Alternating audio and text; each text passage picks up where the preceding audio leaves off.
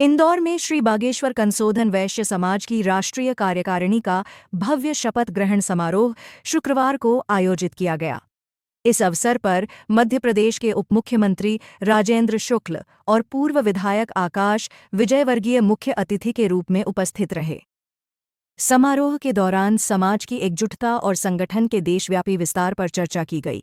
तत्पश्चात उपमुख्यमंत्री राजेंद्र शुक्ल ने नवनियुक्त राष्ट्रीय अध्यक्ष वीरेंद्र गुप्ता को पद की शपथ दिलाई। वीरेंद्र गुप्ता, कसोधन वैश्य समाज, इंदौर। कुल देवता श्री बागेश्वर बाबा के समक्ष और समूह पूरी समाज के समक्ष वचन देता हूँ एवं शपथ लेता हूँ कि मैं अपने पद पर निर्वहन करते हुए संविधान और समाज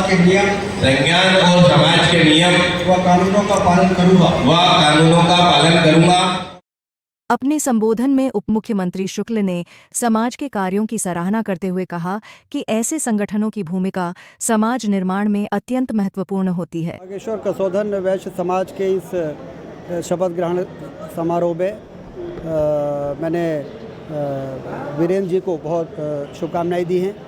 मुझे यहाँ पर आने का मौका मिला और मैंने देखा कि ये राष्ट्रीय स्तर पर फैला हुआ समाज है और लोग इससे काफ़ी जुड़े हुए हैं। इसका मतलब है कि ये बहुत व्यवस्थित तरीके से ये संगठन चल रहा है।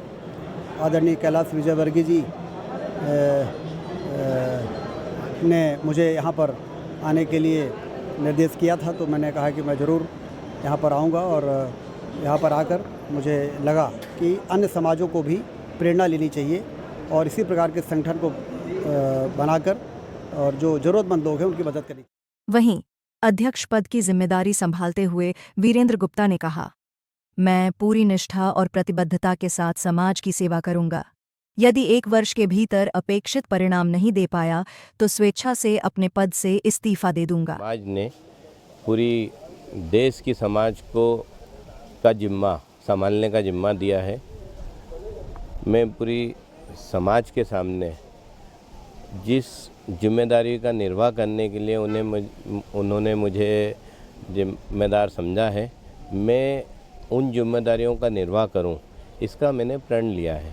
मैं तन मन धन से समाज की सेवा करूंगा। मेरी समिति तन मन धन से समाज की सेवा करेगी और समिति के जो भी पदाधिकारी हैं वो पदाधिकारी पद पर रहते हुए कार्य करना अनिवार्य है। समाज को प्रति समर्पित भाव और समाज को एकजुटता, समाज के हर वर्ग को समान भाव से देखते हुए, समान साथ में लेते हुए चलते पूरे संपूर्ण समाज का, देश का विकास करना और एक ऊंचाइयों पे ले जाना है।